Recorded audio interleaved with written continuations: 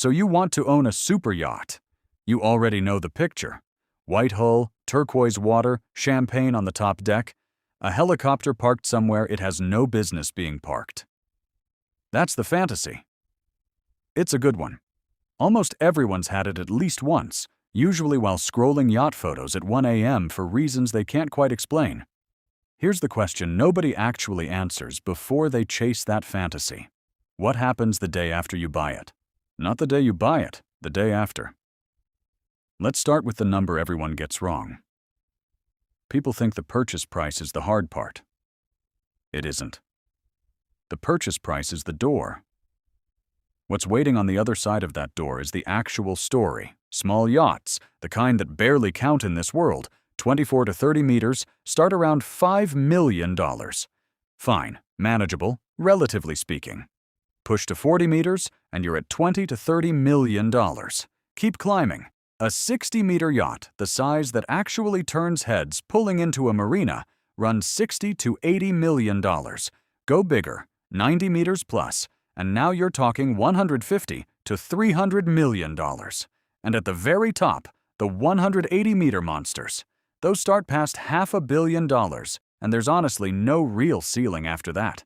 The Azam, built for a Middle Eastern royal, reportedly cost over $600 million just to build. Not to run. To build. So, buying a yacht isn't one purchase, it's a ladder. $5 million at the bottom, $600 million plus at the top. Most people picture the top rung. Almost nobody can actually stand on it. Keep that gap in your head. You'll need it later. Now, here's where it gets interesting, because the purchase price isn't even the real number. It's just the deposit. In yachting, brokers have a rule they tell first-time buyers almost like a warning label. Budget 10% of the purchase price every single year just to keep the thing alive. Not once. Every year. For as long as you own it. Do that math on a $60 million yacht. $6 million. Gone. Annually. Before it's left the dock once, where does that $6 million actually go? Good question. Let's open that up because this is where most people's imagination stops and reality just keeps going. Crew. First, a yacht that size needs a captain, engineers, deckhands, stewardesses, sometimes a private chef flown in from a kitchen with a Michelin star attached to it. Crew alone can run $1 to $2 million a year. And that's before bonuses, before their own insurance, before flying them across the world to wherever the boat happens to be sitting. Fuel next. And a super yacht doesn't sip fuel. It drinks it like it's furious about something. Cruising alone can burn $1,000 an hour on a large yacht, and that number climbs fast the second you push speed. Cross an ocean, and you can torch hundreds of thousands of dollars in diesel on a single crossing. Dockage. This one surprises people every time. A berth in Monaco or Saint-Tropez during peak season can run tens of thousands of dollars a week. A week. For a parking spot. Nobody tells you that part in the brochure. And then maintenance, which is where this stops being expensive and starts being genuinely brutal. Saltwater doesn't care how much the boat cost. It corrodes, it eats paint, it wrecks engines that skip service. A full repaint can run $500,000 by itself. And every 5 years or so, yachts go into what's called a refit, basically a full teardown and rebuild, and that bill can climb into the millions. Skip one to save money and you're not saving anything. You're just borrowing trouble from your future self at a much worse interest rate. Add it up. Crew, fuel, dockage, maintenance, insurance. On a $60 million yacht, you're commonly looking at $5 to $7 million a year, whether you step on board twice or 20 times. Now here's the twist, the real one. Suppose you're smart about it. Suppose you skip the new yacht entirely and buy one that's 7 or 8 years old, already discounted, already past the steepest depreciation. Feels clever, right? Almost. Here's the problem. An older yacht hasn't avoided maintenance. It's just delayed it. And the closer that boat gets to its next refit, the faster your discount evaporates. Buyers who skip a proper survey on a used yacht can end up staring down an engine overhaul or a structural repair that costs more than what they saved buying used in the first place. Suddenly, the deal that looked smart on paper is the same price as buying new, except now you also own a boat that's 8 years closer to its next disaster. So which is it, new or used? Honestly, neither one saves you. It just changes when the bill arrives. Let's actually use the thing now, because this is where the math turns genuinely uncomfortable. Say you own that $60 million yacht. Fixed costs, crew, insurance, dockage, sit around $5 million a year before you've cruised a single mile. Now say you actually use it, 20 days a year, which honestly is a lot for most owners. Fuel and operational costs for those 20 days might add another $500,000. Total for the year, $5.5 million. Divide that across 20 days of actual use, and each day on that boat is costing you around $275,000. Compare that to chartering the exact same class of yacht. A large charter yacht runs somewhere around $300,000 to $500,000 a week, all-inclusive, crew and fuel and everything, with zero fixed costs the other 345 days of the year. Sit with that for a second. Ownership per day can cost more than chartering per week. This is the part almost nobody talks about at the yacht club bar. The costs are fixed. The usage is not. You pay for the crew and the dock whether you show up or not. The only way ownership actually wins is volume, using the boat constantly, and most owners simply don't. And even that math assumes fuel prices behave. They don't. Marine fuel trades on the same volatile global market as jet fuel, shaken by wars, by shipping route closures, by refinery shutdowns nobody saw coming. A bad year in the wrong region, and your single biggest variable cost can jump overnight. No warning, no mercy. So how do owners survive this math? Same way jet owners do. They try to make the boat pay for itself.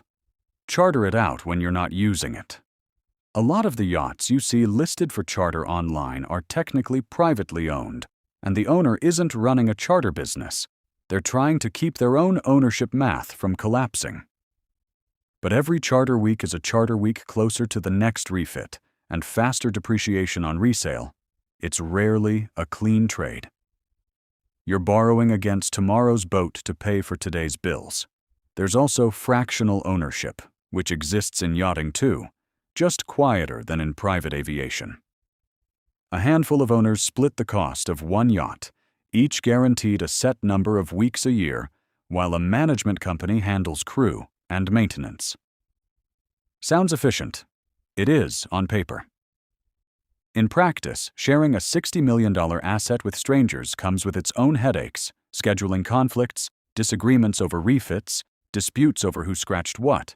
And then there's the newest option, yacht clubs, membership-based access to a rotating fleet, no ownership at all, just a subscription. No depreciation risk, no resale nightmare, no crew to manage, also no asset. When your membership ends, you own exactly nothing, same as a gym membership, just a few zeros heavier. So who actually buys the real thing? Outright? And why? Some of it is genuine business, floating meeting rooms where nothing gets photographed. Some of it is privacy, the real kind, the kind you cannot buy on land at any price. And a lot of it, honestly, is status. Pure, expensive, unmistakable status. Nothing wrong with wanting that. Just know what you're actually purchasing. Let me tell you about a few people who found out the hard way what that status really costs. Roman Abramovich's yacht, Eclipse. At launch, the largest privately owned yacht on Earth, 162 meters, reportedly around $1.5 billion to build. 2 helicopter pads, a submarine hidden inside it, a missile defense system, allegedly. Running costs, industry estimates put it between $50 and $70 million a year. Every year. Before he'd used it once that season. Then there's Jeff Bezos' Kourou, reportedly north of $500 million to build, with running costs estimated well into 8 figures annually, and a support vessel trailing behind it just to carry the helicopter and extra crew because the main yacht couldn't fit everything. Think about that. A yacht so large it needed a second, smaller yacht just to carry its overflow. And then, the cautionary version. Actor Johnny Depp reportedly spent millions maintaining his 45-meter yacht Vajoli Roja during a period of serious financial strain, and eventually put it up for sale as his finances collapsed under a mountain of expenses, yacht included. The lesson there isn't subtle. A yacht doesn't check your bank balance before the next bill arrives. It just arrives. 3 very different men. 3 very different reasons for buying. One identical truth waiting for all of them. The boat doesn't care who you are once the invoice is due. Now here's the twist most people never see coming, the one that actually changes how you should look at this whole picture. The purchase price was never the real risk. The real risk is what happens when you want out. Superyachts are brutally, famously hard to sell. The buyer pool for a $60, $100, $300 million boat is tiny. Sometimes only a handful of people on Earth at any given moment. Some yachts sit on the resale market for years, while the owner keeps paying that 10% upkeep rule on an asset nobody's buying. Imagine spending $6 million a year to own something you are desperately trying to get rid of and simply cannot. That's the part the glossy brochures never print. Buying the dream is easy. Escaping it, when you're finally done, is a completely different fight. So let's actually build the decision framework, because that's the only question that matters here. If you're sailing, less than 20 days a year, ownership almost never wins against chartering. The math simply doesn't forgive low usage. If you're chartering it out constantly to offset costs, you're not really an owner anymore. You're running a small hospitality business that happens to float, with all the headaches that comes with insurance disputes, guest damage, crew turnover. If the running costs are a genuine rounding error in your life, not a stretch, not a flex, an actual rounding error, then sure, ownership can make sense. Purely for control, privacy, and the freedom of never checking someone else's calendar. And if none of that applies to you? Charter. Every single time, you get the yacht, the crew, the view, none of the depreciation, none of the resale nightmare, none of the 2 a.m. call about an engine failure. Let's finish with 2 real pictures, side by side, because this is the part that actually decides everything. The optimistic scenario. You buy that $60 million yacht and you genuinely use it, 40+ days a year, hosting, traveling, actually living on it. Fixed costs, $5 million. Usage costs for 40 days, maybe $1.5 million. Total, $6.5 million a year. Spread across 40 days, that's roughly $162,000 a day. Expensive, sure, but competitive against chartering that same class of boat for 40 scattered days across a year. The realistic scenario. Same yacht, same fixed costs, but your actual life only allows 15 days on board a year, which honestly is what happens to most owners once work and family and everything else gets in the way. Fixed costs stay at $5 million. Usage costs drop to maybe $400,000. Total, $5.4 million. Divide that across 15 days, and now you're paying $360,000 a day to be on that boat. More than double the optimistic number, and nowhere close to what 15 scattered charter weeks would have cost you instead. That gap between the version of you who uses the boat and the version of you who barely does is worth millions of dollars a year. Not because the yacht changed, because your calendar did. A superyacht isn't really a boat, it's a machine for finding out exactly how much of your fortune you're willing to set on fire, slowly, quietly, for a view. Some people can afford that view forever.